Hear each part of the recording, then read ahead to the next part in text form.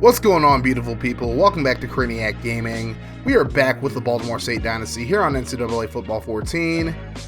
So I ended up doing the off-season offline this time around, and I think that's what I'm going to do for now on with this series in particular. I just feel like at this point, off-season streams for this game in particular are just a little bit redundant at this point. So I won't be streaming them anymore. That's just my opinion. No shade to anyone who streams their NCAA Football 14 off seasons. It's just like not really my cup of tea, I guess.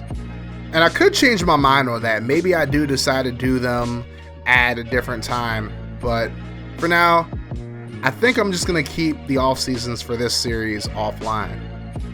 Anyways, let's get into the video. In the last episode of the Baltimore State Dynasty, we witnessed Nebraska winning the national championship against Georgia. If you want to watch that video, it should pop up in the top right corner right about now. But moving right along, Baltimore State looks to use this offseason to bounce back from a tough 5-7 season after the scandal that essentially tore their roster apart prior to year 7. Before we get into Baltimore State's portion of the offseason, let's take a look at a few notable players from around the nation who are headed to the NFL.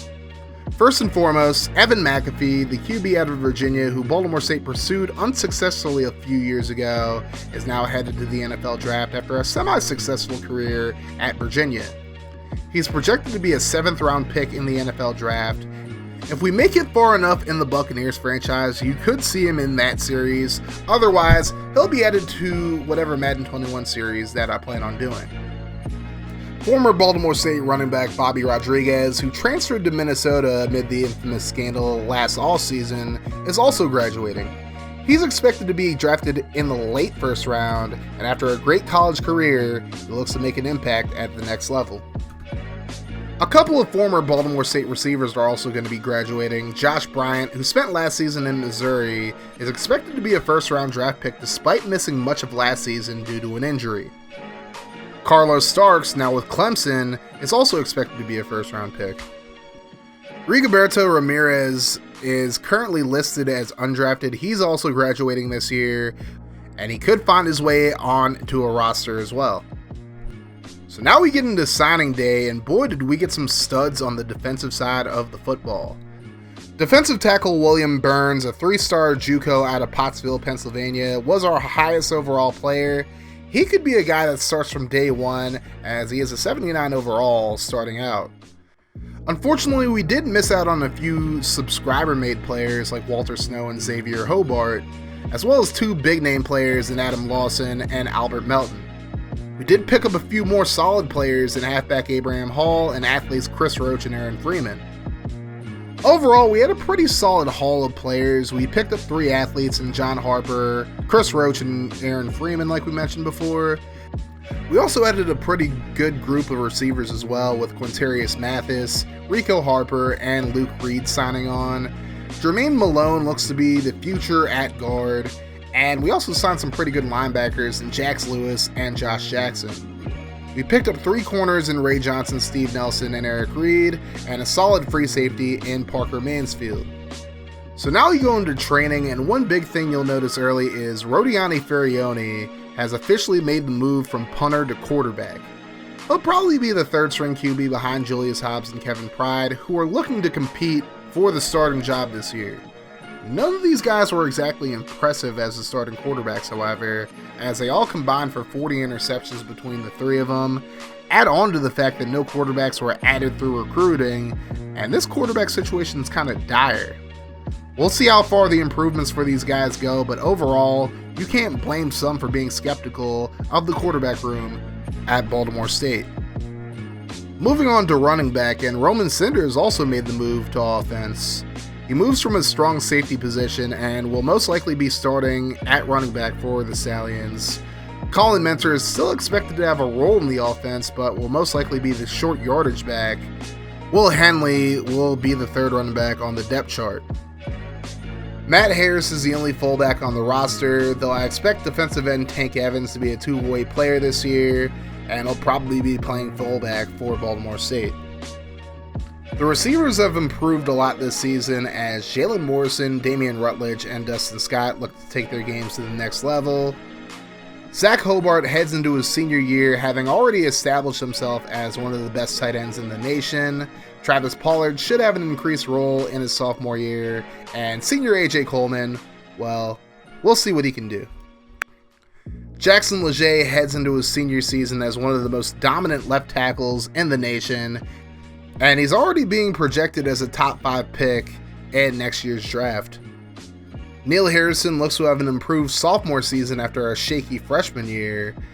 The same could be said for center Willie Jenkins and right guard Darren Hogan, though it is possible that Jermaine Malone could take any of those 3 starting spots on the interior line. Right tackle is a bit of a concern as junior Russell Pollock looks to be the starter. He didn't have a very good sophomore campaign last year, to say the very least. Now we move on to the defensive side of the football. Edward Butler is technically the only left end on the roster, but Tony Garner, who's a right end technically, will probably be the starter there, as Tank Evans will be starting on the right side. With Evans playing offense and defense, I'm not quite sure how many snaps he'll really get at defensive end, so you could see a lot of Butler spelling Evans and Garner really getting a lot of the playing time at the end, but we'll have to see. At defensive tackle, Quadarius Friday will enter his senior year in the middle of the defensive line, and expect to see a lot of Dimitri Copeland just spelling people around the defensive line, and he'll probably do a lot of relief work behind Evans, to be completely honest. At linebacker, the starters look to be the same as George Smith, Bailey Barba, Joe Lopamua, and Chadwick Passmore all return. At cornerback, Matt Armstrong and Calvin Transian will probably not be the starters anymore, as the incoming freshmen all seem to be much better corners than what Baltimore State had last season. Reggie Hall-Miller will most likely be the starter at free safety. He doesn't really have a whole lot of competition, to be honest with you. And Alex Ace will be the starter at strong safety, with Roman Cinder moving to the offensive side of the ball. Roderick Holloway and William Morris are the kicker and punter respectively, both heading into their final seasons with Baltimore State. Now on to the schedule. As of right now, Baltimore State is once again an FBS independent. Next season, they'll be making a move to the Big 12. And actually, there's going to be a lot of conference shifting next year before year 9. But in year 8, the conferences remain the same for the most part.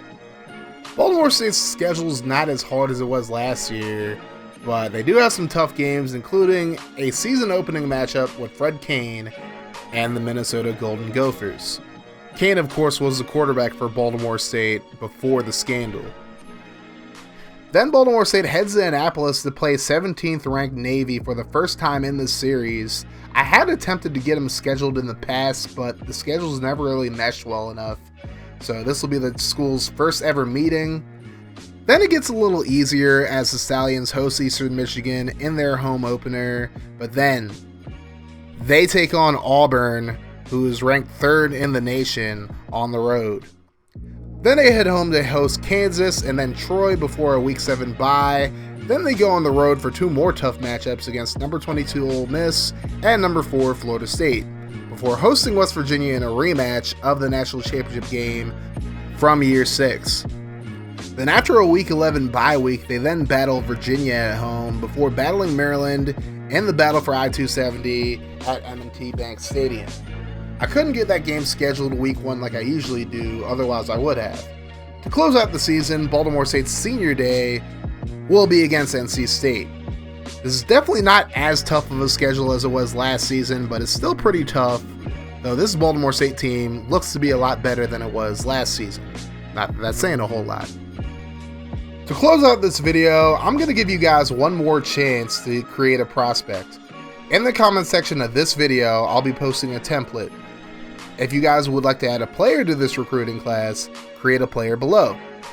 I'll be picking the 10 best recruits out of all the recruits down below, so if you guys want a better chance at me selecting your player, create a backstory for that player that's interesting, intriguing, and any other big words that are synonyms of either one of those 2 words. I'll be creating 5 of my own players for this recruiting class, so it's going to be 15 players altogether.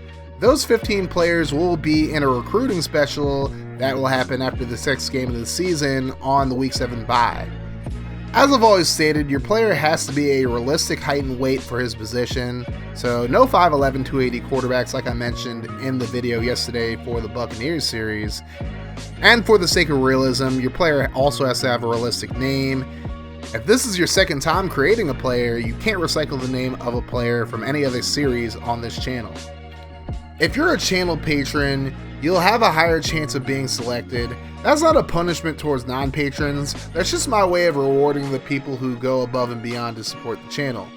If you'd like to become a patron, the link to my Patreon page is in the description. Like I've said in the past, it's not a requirement, but it's always very much appreciated.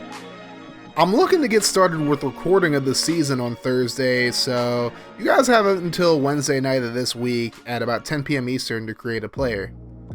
Anyways, that's going to do it for the Year 7 offseason. Here's hoping Baltimore State can at least get into a bowl game this season with an improved roster and a change in offensive scheme. If you guys enjoyed this video, make sure you guys hit that like button, and if you'd like to see more franchise and dynasty content from the channel, make sure you hit that subscribe button and turn your notifications on to join the notification gang. That way you'll be notified every time I drop a video. Also be sure to go follow me on Twitch as well, as I stream there from Monday to Friday. I have plenty of great things going on with Twitch, including a WWE 2K19 Call Universe, an NCAA Football 14 Dynasty, and a Super Mega Baseball 3 franchise. But that's going to do it for me today, guys. Thank you so much for watching this video. You guys have yourselves a wonderful rest of your day and night whenever you're watching this. Like I always say, no matter what happens, make sure you keep that mofo rolling. I love y'all 3000. I'm Audi 5000. Deuces.